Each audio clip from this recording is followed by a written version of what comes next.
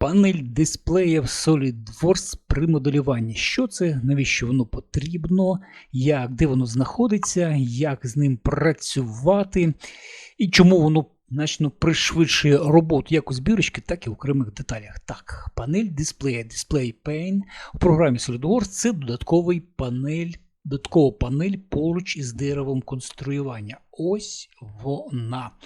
Коли ми знаходимо в вкладочці дерево побудови, це ось оця ліва панель. Коли ми знаходимося в вкладочці саме дерево побудови, у нас з'являється ось така стрілочка.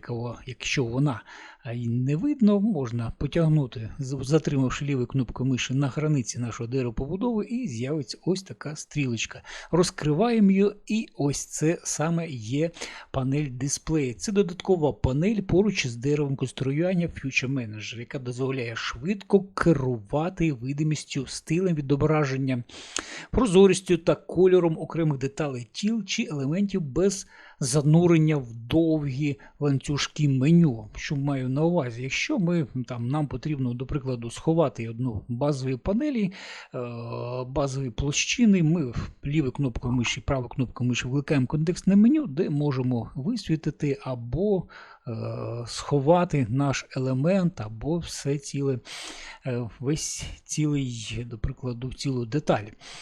Або ж зробити її прозорим. Панель дисплея допомагає це зробити значно швидше. Адже бачимо, що розкриваючи панель дисплея, вона відразу нам показує, перше, це саме види. Можемо його ось сховати, показати. Наступний – це тип відображення, як видова панель, це тип відображення з замовчуванням. Можемо любу деталь поставити відразу. Або каркасне відтворення і всі інші можливості закрасити без крайка. До речі, це дуже зручно, коли ми моделюємо із сіткою, коли потрібно, до прикладу, в збірці поставити сітку, меш від скану і, до прикладу, з даною сіткою змоделювати якийсь конструктив додатковий до поточного. До прикладу, кронштейн до якогось агрегату, як варіант. Так, перше.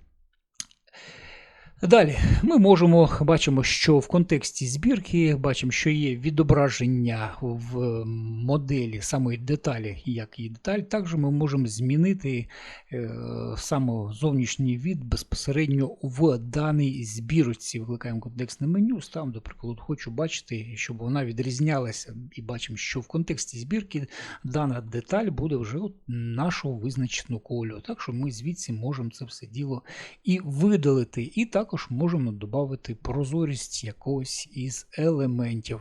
Це значно в рази пришвидшує нашу роботу як у збірочки. Так, до прикладу, ось, давайте відкриємо якусь оцю панельку, кронштейн цей, і, до прикладу, також знаходячи в вкладочці дерево конструювання Future Manager, ми можемо швиденько відобразити наші елементи, такі як основні площини, або ж, до прикладу, ось наш скетч.